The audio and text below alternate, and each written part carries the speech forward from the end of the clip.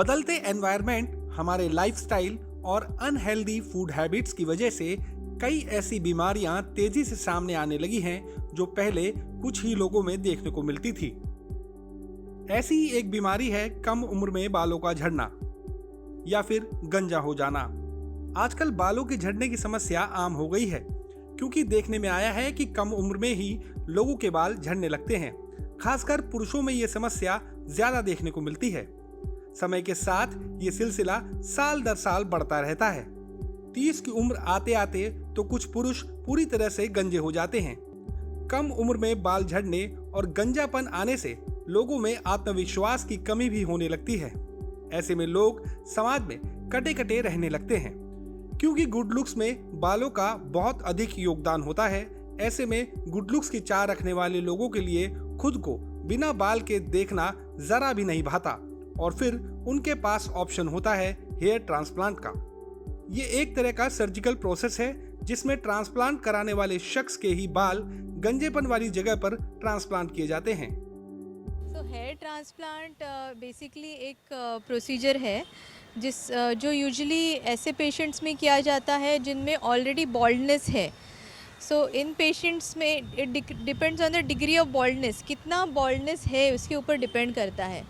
सो हमारे पास डिग्रीज़ होते हैं ग्रेड 1 से ग्रेड 5 तक, और उसके हिसाब से डिसाइड करते हैं कि हमें हेयर ट्रांसप्लांट 1 स्टेज में करना है, 2 स्टेज में करना है। हेयर ट्रांसप्लांट एक ऐसी टेक्निक है जिससे आप अपने खोए हुए बालों को दोबारा पा सकते हैं। आपके अपने ही सर से बाल पीछे से लिए जाते हैं और उन्हें आगे की तरफ लगाया जाता है। लोकल एनेस्थीसिया में किया जाता है जिसमें दर्द बहुत कम होता है या बिल्कुल ही नहीं होता है या डिस्कम्फर्ट बहुत ही कम आता है, और पेशेंट को जो ऑपरेशन के बाद का एक बार जो लोकल एनेस्थीसिया का इफ़ेक्ट जाने के बाद का जो दर्द चालू होता है वो भी डॉक्टर्स पेन किलर्स दे के उसको कंट्रोल करते हैं, और पोस्ट ऑपरेटिवली यानी ऑपरेशन के बाद भी पेशेंट को बहुत ही कम डिस्कम्फर्ट होता है। मतलब ये कि इसमें आपके ही बालों को इम्प्लांट किया जाता है। जब किसी के बाल चले जाते हैं तब उसके स्कैल्प के पीछे की तरफ से बाल बचे रहते हैं।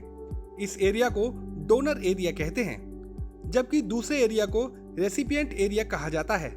हेयर ट्रांसप्लांट में हेयर फॉलिकल्स को एक एरिया से हटाकर दूसरे एरिया में लाया जाता है।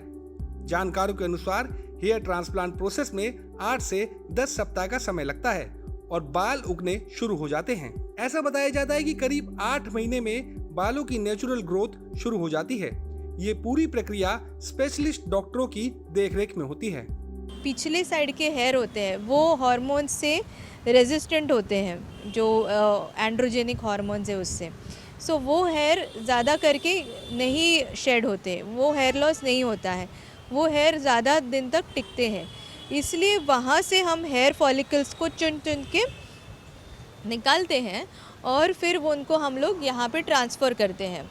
स्मॉल होल्स बना के हम जो हेयर पिछले साइड से लेके आगे उनको शिफ्ट करते हैं। ये जो प्रोसीजर होता है ये हम अंडर लोकल एनेस्थीसिया, मतलब सिर्फ उस जगह पे इंजेक्शन देके भी कर सकते हैं। आपको बता दें कि पिछले कुछ सालों में हेयर ट्रांसप्लांट का ट्रेंड काफी तेजी से बढ़ा है। हालांकि कुछ केस ऐसे भी हैं जिनमें हेयर ट्रांसप्लांट के चक्कर में लोगों ने अपनी जान गंवा दी। ऐसे मामले सामने आने के बाद लोगों के दिमाग में हेयर ट्रांसप्लांट को लेकर कुछ गलतफहमी भी बैठ गई है। कुछ लोग मानते हैं कि ये प्रोसेस बेहद दर्दनाक होता है, लेकिन डॉक्टर्स का कहना है कि जहां पर हेयर ट्रांसप्लांट किया जाता है उस एरिया को एनेस्थीसिया देकर सुन्न कर दिया जाता है, इसलिए इस प्रोसेस में दर्द नहीं होता। ये प्रोसेस अंडर एनेस्थीसिया किया जाता है जिसको हम स्पेशल नाम देते हैं टर्बल एनेस्थीसिया। तो एनेस्थीसिया के अंदर कोई भी दर्द नहीं होता, कुछ भी रियलाइज नहीं होता। एक बार बेसिकली इसमें एक पर्टिकुलर एरियाज में हम इंजेक्शन देते हैं जो ताकि वो नर्व्स पूरी तरह सुन्न हो जाए, और इसके बाद जो प्रोसीजर होता है वो काफ़ी घंटों तक चलता है, फिर भी पेशेंट को कुछ भी पेन नहीं होता है। सो जो पेन होता है वो सिर्फ कुछ पलों के लिए होता है, उसके बाद पेन नहीं होता। लोकल एनेस्थीसिया में किया जाता है जिसमें दर्द बहुत कम होता है या बिल्कुल ही नहीं होता है या डिस्कम्फर्ट बहुत ही कम आता है, और पेशेंट को जो ऑपरेशन के बाद का एक बार जो लोकल एनेस्थीसिया का इफ़ेक्ट जाने के बाद का जो दर्द चालू होता है, वो भी डॉक्टर्स पेन किलर्स दे के उसको कंट्रोल करते हैं। अब एक और सवाल जहन में आता है कि क्या इसका असर हमारे ब्रेन पर भी होता है, क्योंकि ये सारी प्रक्रिया आपके सिर से जुड़ी होती है, तो इसलिए ये सवाल उठना भी वाजिब है। लेकिन जानकारों के मुताबिक ब्रेन का हेयर ट्रांसप्लांट से कोई लेना देना नहीं है। हेयर ट्रांसप्लांट सर्जरी का कोई भी इफेक्ट ब्रेन पे या अपने आंखों पे नहीं होता है, क्योंकि ये प्रोसीजर जो है ये सिर्फ हमारे स्कैल्प में ही होता है। तो हमारी जो स्कल के ऊपर लेयर्स है, स्कैल्प के ऊपर पहले स्किन आता है, उसके बाद फैट का लेयर है, उसके बाद और एक लेयर होता है ब्लड वेसल्स का, उसके नीचे स्कल है, उसके नीचे भी 2 लेयर्स है और उसके बाद ब्रेन है। तो जो हम इंजेक्शन देते हैं वो तो सिर्फ पहले 1-2 लेयर्स में ही जाता है, not even up to the blood vessels वाला लेयर। हेयर ट्रांसप्लांट से जुड़ा जो सबसे अहम सवाल है वो ये है कि क्या इस दौरान ब्लीडिंग होती है। तो इस पर जानकारों की राय अलग अलग है। कुछ जानकारों का कहना है कि ब्लीडिंग थोड़ी देर के लिए होती है, लेकिन कुछ का कहना है कि अगर मरीज में ब्लीडिंग टेंडेंसी है तो ब्लीडिंग ज्यादा हो जाती है, इसलिए इसकी पहले से जांच करवा ली जाती है। हेयर ट्रांसप्लांट सर्जरी के दरम्यान ब्लीडिंग बहुत ही मिनिमम होती है, क्योंकि अभी टेक्नोलॉजी इम्प्रूव हुई है और नया टेक्निक के वजह से ब्लीडिंग बहुत ही कम होता है। टेंडेंसी हो ब्लीडिंग का तो ब्लीडिंग हो सकती है, इसलिए कुछ जांच करना ज़रूरी है before going for hair transplant. So basic blood test जिसमें हम ब्लीडिंग टेंडेंसीज भी देखते हैं वो ज़रूरी है कोई भी प्रोसीजर करने से पहले। अब बात करते हैं कि किस उम्र वाले लोग हेयर ट्रांसप्लांट करवा सकते हैं और इसमें कितना खर्चा आता है। अक्सर ये देखने में आया है कि लोग अपनी उम्र और जेब को देखते हुए भी हेयर ट्रांसप्लांट नहीं करवा पाते।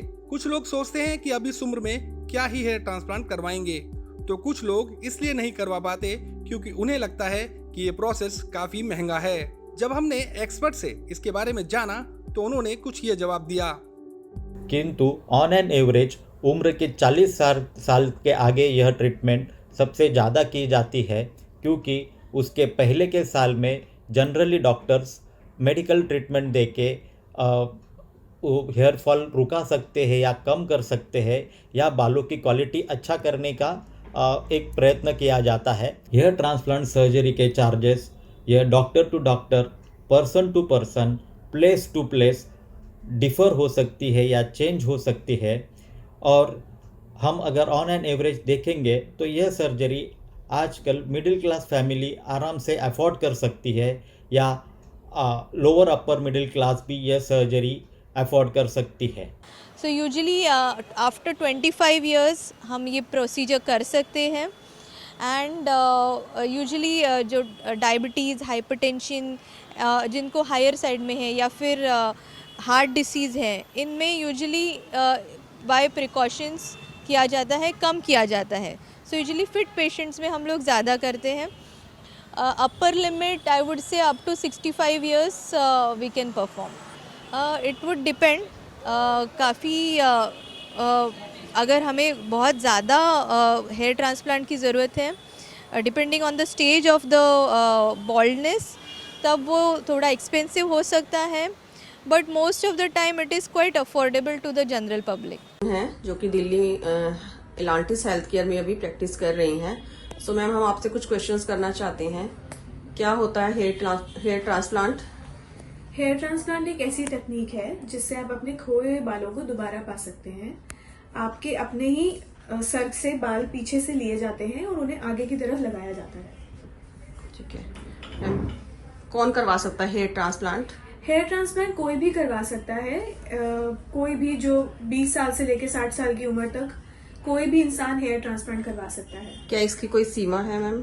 जी, ये महंगा जरूर होता है। इसकी कॉस्ट अराउंड 1 लाख से स्टार्ट होके 4 लाख तक जा सकती है।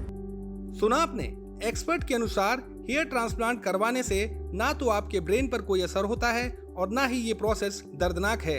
अब अगर आप भी झड़ते बालों से परेशान हैं और हेयर ट्रांसप्लांट करवाने की सोच रहे हैं तो बेझिझक ऐसा प्लान कर सकते हैं, लेकिन इससे पहले अपने डॉक्टर्स की सलाह जरूर ले लीजिएगा, न्यूज नेशन डिजिटल से नवीन कुमार की रिपोर्ट।